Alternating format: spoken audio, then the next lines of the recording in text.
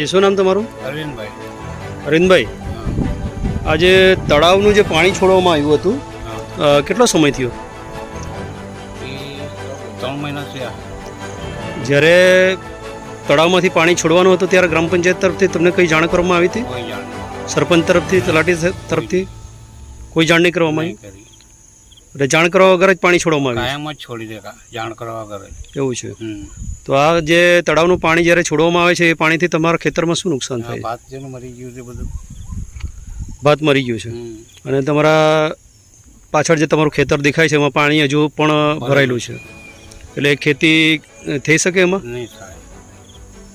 તો કેટલું નુકસાન થયું છે તમારું? આગળ કરતા હતા? આગળ કરતા હતા પહેલાં ની તળાવનું પાણી આવતું ત્યારે. તો શું રજૂઆત છે તમારી? વળતર મળવું જોઈએ. આ બાબતે તમે કોઈને જાણ કરી છે? કોઈને જાણ નહીં કરી, કોઈ આવ્યું જ નહીં. કોને કરે? કોઈ સાંભળે તો નહીં. પંચાયતમાં તો તમારે જાણ કરવી જોઈએ. એ બી નહીં સાંભળે સરપંચ. જી, શું નામ તમારું? દિવ્યેશભાઈ ચંદ્રભાઈ પટેલ. દિવેશભાઈ, આજે તળાવનું જે માટી ખનન થઈ રહેલું છે અને એ વિશે જે તમારા ખેતર કઈ આજુબાજુ આવેલા છે? આવેલા છે. તળાવના આજુબાજુ તમારા ખેતર આવેલા છે. શું નુકસાન થયું છે? એમાં ભાત લેવા રોપેલા હતા, આમાં નુકસાન થાય છે. પાણી અચાનક એ લોકો છોડ્યું છે એટલે અમારા ખેતરમાં ભારે નુકસાન થયેલું છે અને અમારા આજુબાજુના બીજા ખેતરમાં બી ભારે નુકસાન થયેલું છે. કયા માસમાં આ પાણી છોડવામાં આવ્યું? કેટલા સમય થયો છે? આ જાન્યુઆરી ને અંદર. જાન્યુઆરી ફેબ્રુઆરી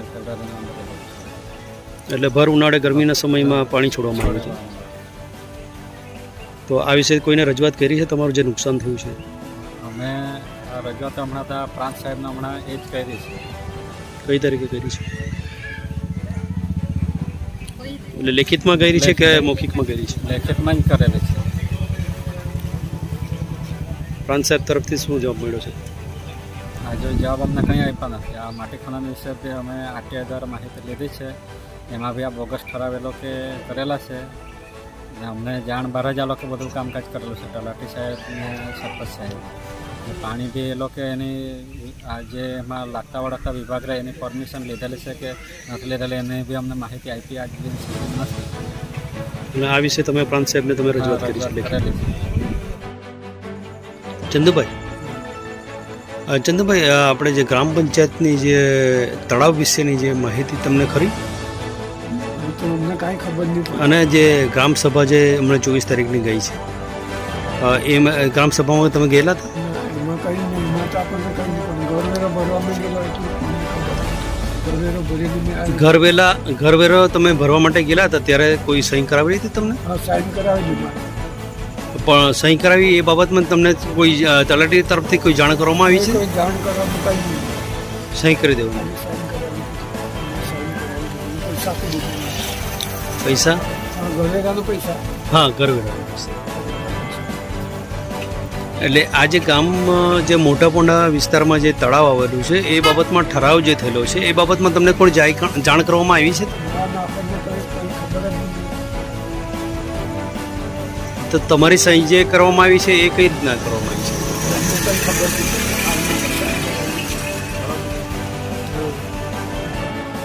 જી, શું નામ તમારું?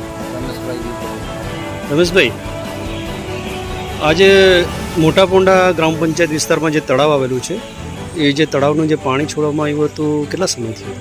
આ 3 માસથી અમને પૂછવા વગર પાણી છોડેલું છે એમણે અને અમારા ખેતરોમાં 24 કલાક પાણી ચાલુ રહે છે. એટલે જે ડાંગર રોપેલું એનો પાક બી થોડો બગડે છે અને બાજુમાં મારી વાડી આવેલી છે કલમની વાડીમાં એનો 24 કલાક એનો ભેજ રહે છે, જેના કારણે કલમને ઘણી બધી નુકસાન થાય અને થોડી કલમો મારી થોડી પણ ગઈ રહી છે પાણીના જોઈએ. અને વારંવાર અમે જોઈએ છે કે એનો પાણી કાયમ આવશે તો અમારા વાડીને પણ નુકસાન થાય અને કાયમને કામે ભેજ લાગે છે અને ખેડવાનો પણ મોકો મળતો જ નથી. 24 કલાક પાણી મારે વાડીની પાછળથી પસાર થાય છે.